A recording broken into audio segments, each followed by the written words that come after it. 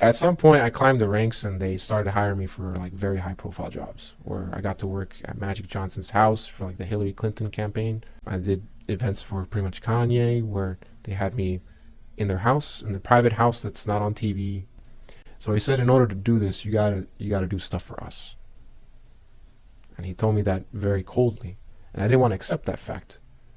And the next thing he asks her is like, I would need you to submit and prostrate to this grave. Just put your head down out of respect to Michael Jackson. Just prostrate to him. And my wife knows in the religion of Islam, we're not allowed to bow down to anyone except Allah subhanahu wa ta'ala. Seorang mantan pekerja industri hiburan Hollywood mengungkapkan sisi gelap dari dunia yang tampak memukau itu. Dalam wawancara ini, ia mengisahkan bagaimana nama-nama besar di industri ini seringkali terlibat dalam praktik tidak bermoral hingga praktek penyembahan setan. Ia menyebut Hollywood sebagai industri yang penuh dengan pengabdi setan, di mana nilai-nilai ketuhanan hampir mustahil ditemukan.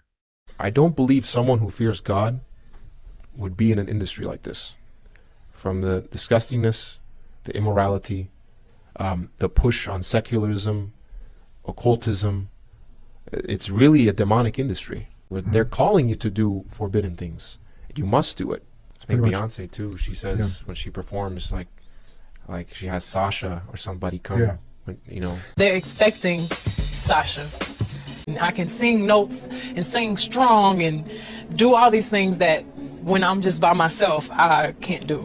And I remember right before I performed, I raised my hands up, and it was kind of the first time I felt something else come into me.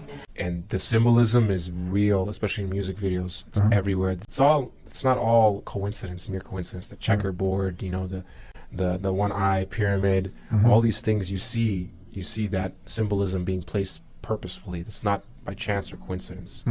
So it's relating back to the days of Babylonia and magic, and over there, that symbology immediately, it reminded me of the music videos I've seen, whether it be the clothes. And really today, when you look at celebs, it's idol worship.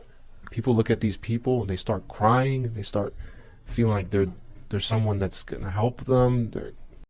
Ia memperingatkan bahwa daya tarik budaya populer ini berpotensi merusak akidah, khususnya bagi generasi muda Muslim yang sering terpesona oleh kemewahan palsu tanpa menyadari bahaya di baliknya.